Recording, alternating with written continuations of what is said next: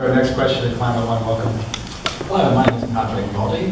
All the discussion, public discussion about solar radiation management has been about sulfates, whereas the research shows, David Keith's paper, 2010 paper in particular, talks about nanoparticulate aluminum and barium, both which are highly toxic. Dr. Caldeira, I spoke to you before about your meeting at Lawrence Livermore when you talked about putting pathogens in the cloud to rain down on your enemies and do chemical and germ warfare, unquote, also a toxin. How can you reassure people that A, you're not planning on, or actually currently, putting toxins into the environment, and how can we prevent that from happening? And you use solar radiation management, which is a term for bouncing the sun back into the sky. Can't go there. So let me say that I don't remember, I don't want to assert that everything that was said in that question is correct. Back when you were at Lawrence Livermore, you're on record as proposing putting pathogens into clouds to reign over enemy territory. That's not true. I have audio. Show me it. Show me it. I can play it to you. I got it on my iPhone. Okay. I used to work at Lawrence Livermore National Lab, and I once participated in a meeting where we all sat around the room and thought about how could we manipulate geophysical systems to use it as a weapon. The meeting was about weaponizing geophysical interventions. That means, could you somehow interfere in Earth functioning in a way that you could use it as a military weapon? Could you change climate? What could you do in terms of manipulating the sort of Earth's physical systems as a weapon? Well, some of the ideas were okay, maybe we could blow up hydrogen bombs, underwater, offshore, and make a tidal wave that would go over a city. And, the result was, well, isn't it easier just to drop the hydrogen bombs on the city? Now, you could imagine, though, say, putting pathogens in a cloud. Let the cloud, go over somewhere and then would rain down on your enemy and create, do chemical or germ warfare in this kind of way. Yeah, this is true.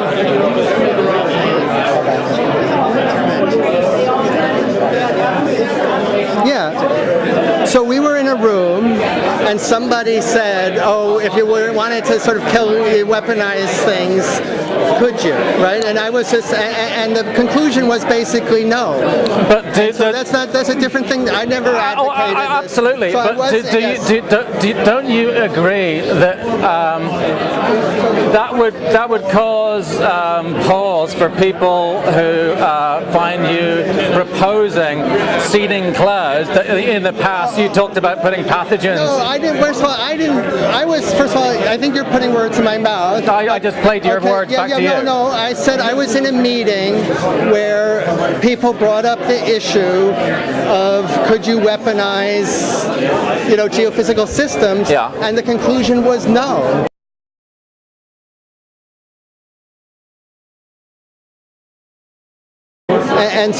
And if you're going to, I could lie and say I wasn't in such a meeting. I could make up stories to you. This man accuses me of lying, so I don't talk to him anymore. And so if you want me, I'm just telling you the facts. I was in a room. People asked, could you weaponize geophysical systems? And the answer is no. Okay, and you're going to take a sentence out of context. I'm not. Okay, or this man or somebody will take a sentence out of context right now and put it on the web and take out the part that says... You don't find that could cause people concern? I find it concern that people take little clips of what I say, one sentence out of context, and put it on the web instead of putting the whole context of, and so... That you were discussing weather warfare. Well, I was in a room where it was brought up and that concluded that there was no way to do it. And you're not going to put that on the web. You're going to put you'll put the part that says it was discussed, and you'll put out the part that says the idea was rejected. And I don't have a security clearance. I'm not in anything, there. I was in a room somebody brought it up. It was discussed briefly and rejected. And so because I'm open and talk about what I know, I have to suffer idiots taking little sound bites out of context and putting them on the web. There you go. That was nice to say. All right. By the way, just a recommendation. I don't want to talk to you Stop because mentioning I don't want to talk to Cheney. you. Stop mentioning Dick Cheney all the time. You talk about how he does. There are recordings of him saying it. He's a liar. I played it to him. You environmentalist idiots are falling for the biggest hoax that ever lived.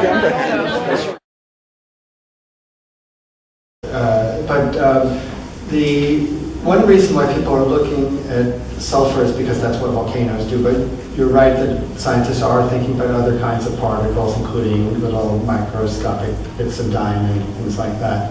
I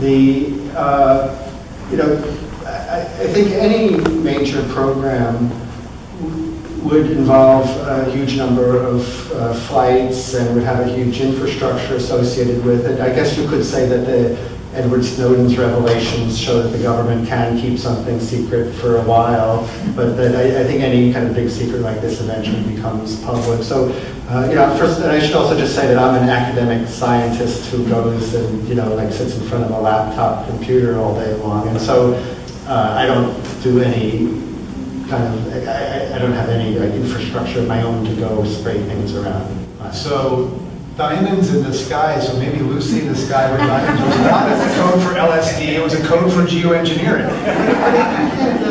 I do think that this, there's a lot of this sort of selling and how things are spun. And, I'm actually very concerned that, we saw with the Bush administration that basically the American population accepted kidnapping and torture and accepted all these NSA knowing where we are and where we communicate all the time. And I think if the government announced, that, we're putting diamonds in the sky to protect you from climate change, and we've been doing that for the last decade, that I think that people would largely accept it. So I think this idea that people are going to refuse, be up in arms about this, if they weren't up in arms about the Bush administration regulations, I feel that the American population will accept anything. If you wanted to make money, you keep the diamonds here or There you go.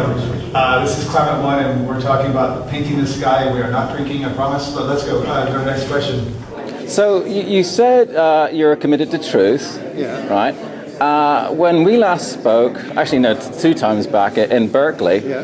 and I played you the recording of your interview Right. when you said that you were in a meeting at Lawrence Livermore Laboratories discussing how to weaponize.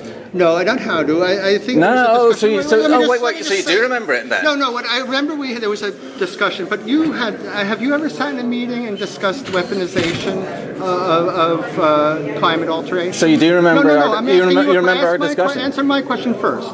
Have you ever sat in a meeting and discussed whether it would be possible to weaponize any kind of environmental alteration? Not at a weapons lab. No. I'm asking you, did you ever sit in a meeting and discuss whether it would be possible to weaponize any kind of environmental alteration? I have discussed I've discussed the Army, the U.S. Air Force's document, owning weather by 2025. Do you remember the second half of what I said? I know that you type.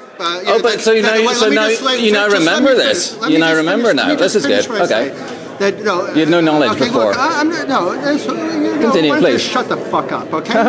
Because I'm saying this because you don't let me talk. I know you're recording this. You like little clips, right? Yeah, because you like to edit little things, right? Because you don't ever put the second half of what I said. I put the whole thing in last time. Okay. What was the second half of the thing? That there was a discussion about whether it would be possible for anybody to use Earth system things as weapons, and the conclusion was that it wouldn't make any sense to do that, and there was no sensible way to weaponize Earth system processes. And one of the things you brought up was if there was a discussion among some people.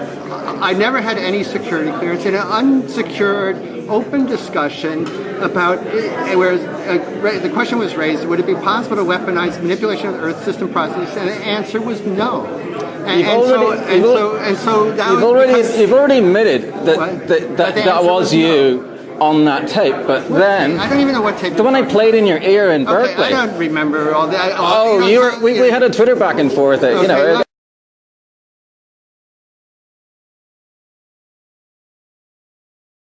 well, well, then there's there's So you- documentation, but I don't remember every person who comes up to me and plays. But you certainly remember that conversation because we spoke about it last time. You admitted yes, I was frankly, there. I don't ever remember We Ant's meeting discussed. I think I don't remember talking to you before. I believe I might have, but my memory's not so good. So I'm sure I did speak to you before if you said I did, but Okay. I recollect it. Well, okay. Moving on slightly.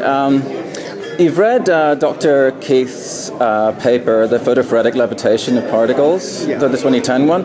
In that, it says that the sulfates are actually ineffective, and he says instead you should be using nanoparticulate aluminum and I don't think barium. you're quoting it correctly, but anyway, yeah. But he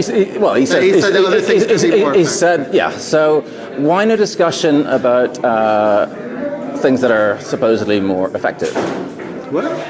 Why is there no discussion? Why are they in public when you go to public things like the Commonwealth Club or the hacking the climate thing at AAS? I've never studied anything other than the only thing I've done in models is either turn down the sun or specify sulfate aerosols. I try to. But you're aware that of all the research on aluminum and the fact that sulfates are ineffective. No, that's not. You're putting The Wells you're trying to put seeding words- patent? What? The Wells seeding patent? I don't even know. Raytheon owns that? Oh, you're aware of that one. The contrail? Yeah. Whatever, you know. Well, I'll see you in Paris. Have a nice trip.